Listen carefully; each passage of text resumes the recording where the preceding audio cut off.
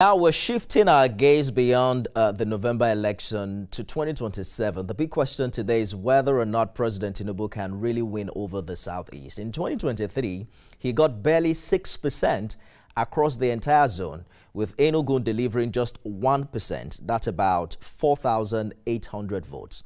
On the contrary, Peter Obi of the Labour Party at the time swept with over 87%. But the APC had the Deputy Speaker, Benjamin Kalu, reportedly projecting over 70% of Southeast votes for the president. Let's bring in Peter Chime, APC youth leader from Enugu, to help us understand these bold claims coming from his party and what's really fueling talks of a Southeast turnaround. Mr. Chime, thanks for joining us. Your party is now suggesting a turnaround ahead of 2027. What has changed since 2023 to justify the optimism that President Tinubu can get as much votes in the Southeast?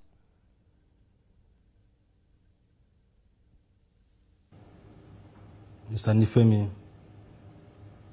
hopefully come 2027, Mr. President will get much vote more than he got in the 2023 general election in the Southeast. Yes, Southeast performed poorly, but not all the states in the Southeast.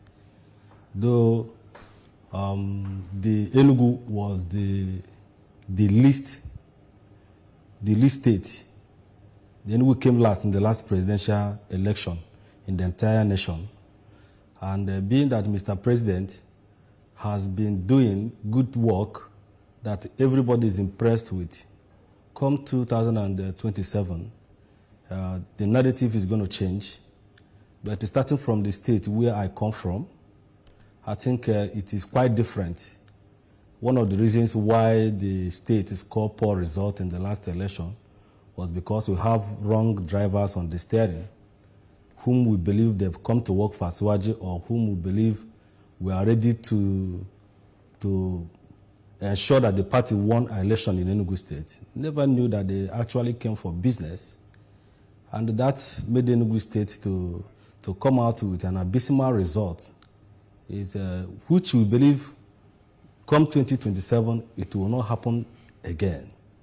So I don't know if it's the way you're sitting, but I can hardly catch the energy and enthusiasm in your voice. Last time around in Enugu, Peter Obi had about 428,000 votes. Mr. President got only 4,772. Representing votes, roughly 1% of the vote. What is your party's projection this time in 2027? How much closer do you think President Tinubu can actually get? Yeah, presently the party is in a very pitiable state in Enugu State, where I come from, because I believe it is only when the party is in the right hand that it can win an election. Yes, the Enugu came last in the last election because the current Minister for Science and Innovation was the candidate of APC in 2023 election in Enugu. And we all believe that he was there for an election, until during the election time, we discovered that he has no plan for an election, to the extent that we were told that Aswaji Ahmed Tinubu did not bring any money for his election in Enugu, even for his campaign. So that landed us in a very abysmal result, which is insult to the political space of Enugu State. And what we are praying, or what we the members of APC today is requesting, is that the current governor of Enugu State, being Dr. Barrister Peter Ndubisi, should join our party. And at the same time, we are calling on the other members of the party to also align with him, so that he can join the party. He's the only man that if he joined the party today, the party will do well. The party will deliver Aswaji Ahmed Tinubu in the next election very easily.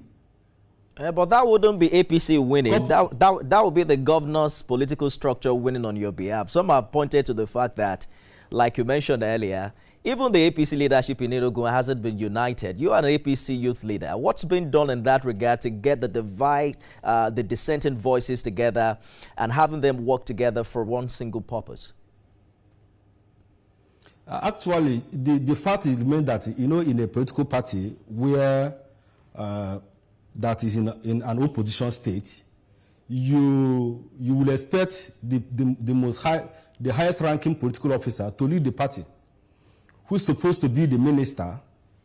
But just like I've told you, the minister is not doing anything to even bring everybody together, because since the party started having internal crisis in the state,